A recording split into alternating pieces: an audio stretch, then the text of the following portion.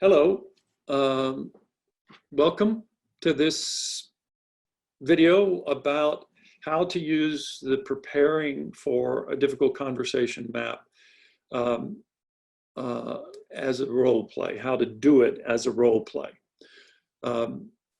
So your practice partner, so if you're the one who has the enemy image, your practice partner is going to actually play the role of the person rather than just sort of metaphorically standing next to you, empathize, supporting you with empathy guesses to meet your need for empathy, and then supporting you with guesses about how this other person about whom you have the enemy images, what he might or she might be needing or feeling. So I tell my, if I'm going to be doing this exercise, I tell my practice partner what the relationship of this other person is with me. They don't need to know the name. They don't need to know any of the story. You can just say, I'm having an interaction, or I'm going to have a meeting with someone at work, or with my, a customer or something. You just give that person a role so that they can have something to name the person. Then you tell them an observation, a sentence or a phrase or two that this person has been saying. So like, you're going to play somebody at work who I'm in meetings with regularly, and you may not even want to do gender, but I'm going to use gender here. Just as a pronoun. So, and he's constantly standing up in these meetings. Literally, he stands up and then he just goes on and on. He just talks and talks and talks, and he talks over everybody, and he interrupts people, and he's just impossible. And I don't know how women can stand him, because he's just, he just doesn't give anybody any space. But anyway, in that sense, he's sort of, equal opportunity asshole. I got enemy images of this guy.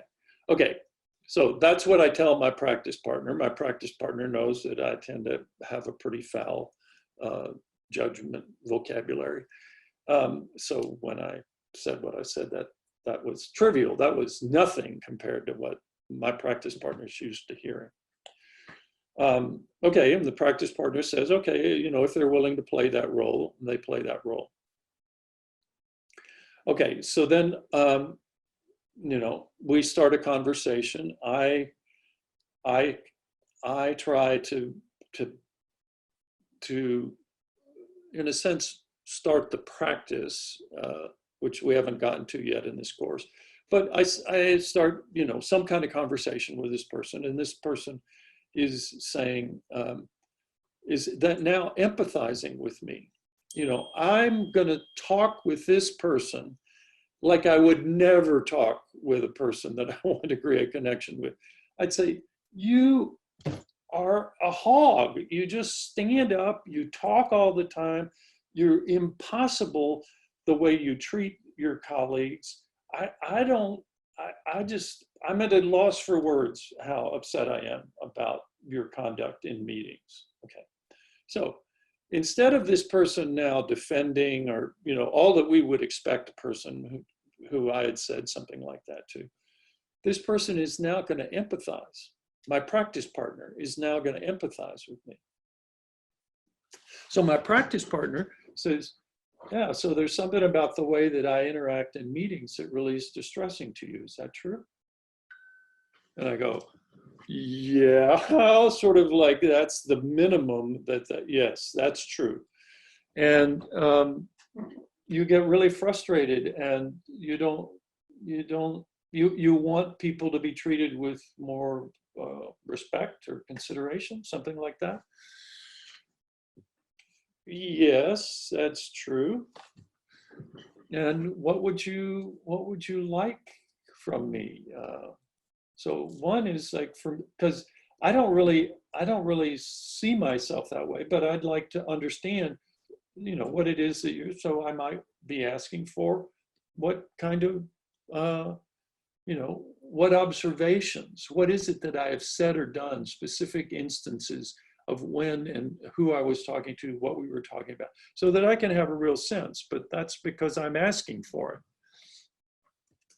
And so I provide that to this person, and then we can practice having a conversation.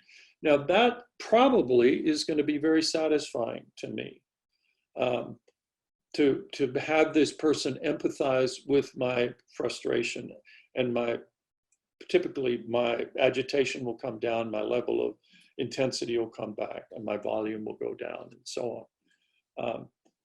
But so then you work, and of course this is, you work it back and forth, but this is wonderful practice for receiving intensity for your practice partner, and for you it's to get your needs for empathy met and help you diffuse some of those enemy images, those judgments that you have.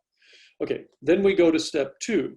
So in this, I actually suggest that you switch physical positions. Now, if you're doing this on video or on the phone, you just say it. But you're going to switch roles. Now, I'm going to play the person about whom I have enemy images, and my practice partner is going to play me. And so as my practice partner here who's playing me, I might say something like, so is there, I'm curious as to why you do some of the things you do. Would you let me understand that?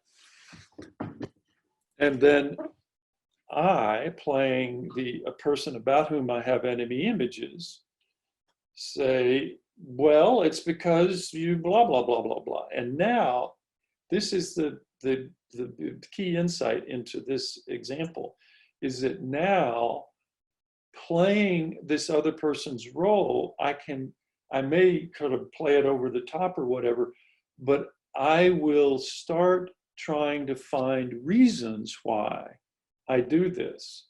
And then the reasons, with support from my practice partner, I can find the needs that I'm trying to meet by these strategies that my practice partner doesn't like. And since I am generating it, it has this power, this transformative power within myself. Okay, then you go to the third part, the third stage of this process, and the learn, plan, practice, and then it's just like when you're doing the practicing role play. It's the practicing play, you know, not role play, but practicing map. It's that I just, you know, reflect upon what I learned, and, you know, do I have a plan that I want to put into place that I might want to work through with my practice partner to get ideas or suggestions? And then is there something that I want to practice? And that'll be coming up soon in this training, is how to practice for a difficult conversation. Okay, that's it. Thank you.